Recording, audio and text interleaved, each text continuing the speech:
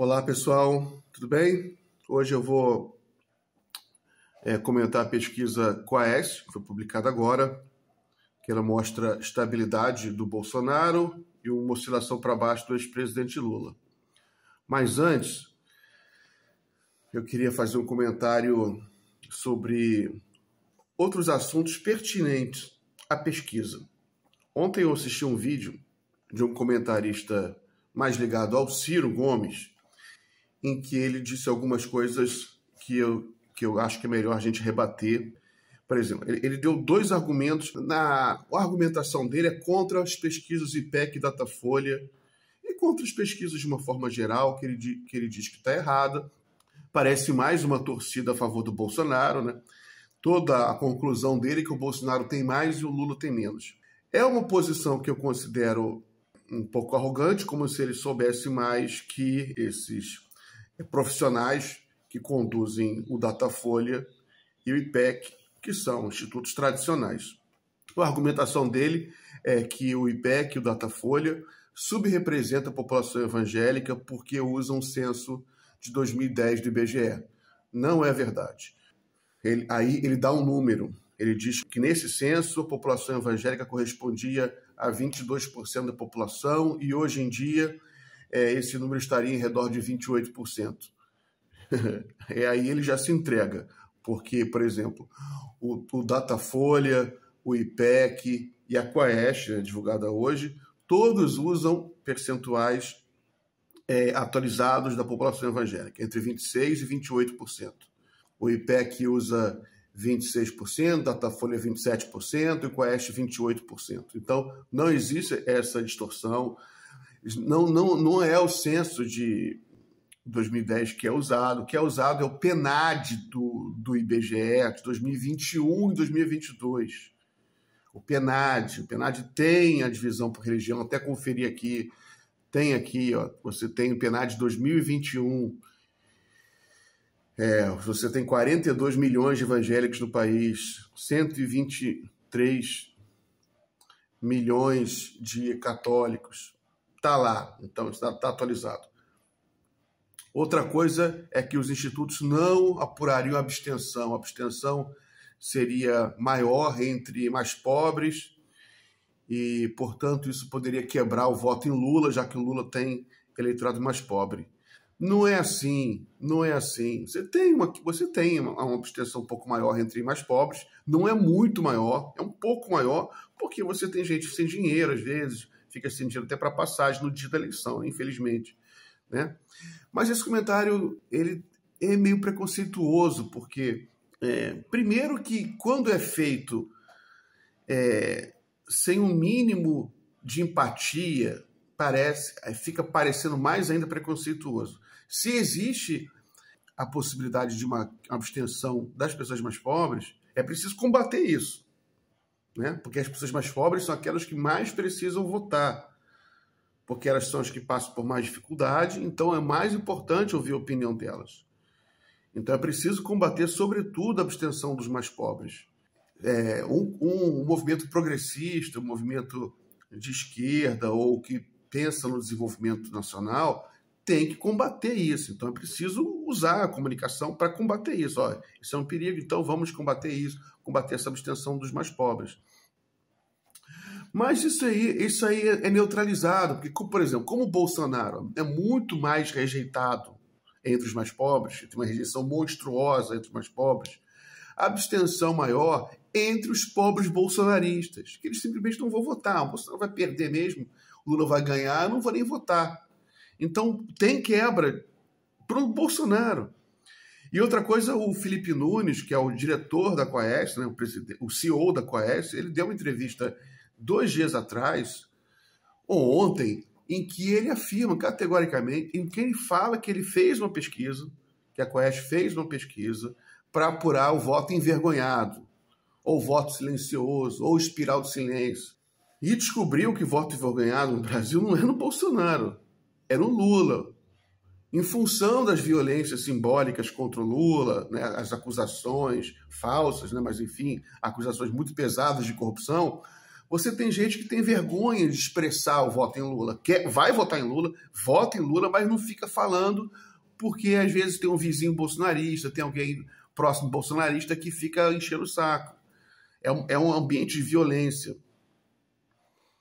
Então, mas foi identificado em pesquisa, uma pesquisa que usa um método moderno de um acadêmico de Harvard que usou isso para identificar simpatizantes da Al-Qaeda no Afeganistão, né? Porque os Estados Unidos precisava identificar simpatizantes da Al-Qaeda, só que ninguém no Afeganistão, ninguém é bobo, vai falar, não, eu gosto da Al-Qaeda. Era uma coisa silenciosa, ninguém abre o bico para falar que gosta da Al-Qaeda, porque ninguém é otário. Então, esse acadêmico ele inventou o método para identificar qual o nível de simpatia da população pela Al-Qaeda nos Estados Unidos. E esse método é usado no mundo todo hoje para identificar o voto envergonhado. Foi identificado para usar o voto em Trump, é usado hoje em dia para identificar o voto na extrema-direita americana. E a Quest usou esse método para identificar se existe algum voto envergonhado no Brasil, em Lula ou em Bolsonaro. Identificou, existe. Ou seja, o que as pesquisas podem estar mostrando é subnotificando o voto em Lula. Lula pode ter um voto maior, porque você tem as pessoas que não falam que vão anular o voto, mas votam em Lula. Então, se há algum voto envergonhado, é em favor do Lula. E outra coisa também que eu queria comentar aqui, um conhecido meu que falou, também ligado ao Ciro, né, que falou mal de quem analisa pesquisa. O Brasil não vai melhorar em função de análise de pesquisa. Que besteira, meu amigo. Análise de pesquisa é fundamental. É muito triste que o pessoal que defende um projeto nacional de desenvolvimento esteja realmente alijando o processo político, alijando a importância da política. Só porque o Ciro tá perdendo, está se isolando cada vez mais, né? Mas a importância de a gente ter um projeto nacional de desenvolvimento permanece. Quem vai implementar vai ser o Lula, mas vai ser implementado. Agora, é muito importante ter a consciência de que é um processo em disputa, é um processo. Não vai cair do céu um projeto nacional de desenvolvimento. Não cairia com o Ciro, nem vai cair com o Lula. Não existe isso. O que existe um projeto nacional de desenvolvimento é uma coisa que é construída pela luta política. E para que a luta política seja bem sucedida, é preciso diagnóstico. E aí entra a análise de pesquisa, né? Então, a análise de pesquisa é muito importante para a gente apurar, sentir o pulso da população brasileira, ver o que ela quer, quais são os sentimentos dela, para a gente poder implementar alguma mudança. Então, pelo amor de Deus, não falem besteira. A política é fundamental. A análise de pesquisa faz parte do que a gente chama de inteligência política. É um trabalho de inteligência, é muito importante. Nenhum projeto nacional de desenvolvimento vai para frente se não tiver um trabalho de inteligência política por trás. Pelo amor de Deus, gente. O projeto nacional de desenvolvimento não vai ser implementado apenas com monografia de economia. Não sejam loucos. A gente tem que ter política, tem que ter trabalho político, tem que ter ação política de base, ou seja, diálogo com as pessoas, tem que ganhar a eleição e tem que fazer análise de pesquisa. Então, quanto à Quaest de hoje, estou tranquilo, o Bolsonaro não subiu, o Lula oscilou para baixo, 2 pontos. É ruim. A distância entre o Lula e o Bolsonaro, ela caiu. Não é uma coisa também para você soltar fogos. É ruim para o Lula. Ele caiu 2 pontos, né? É na margem de erro, mas ele já teve 45, agora tem 42.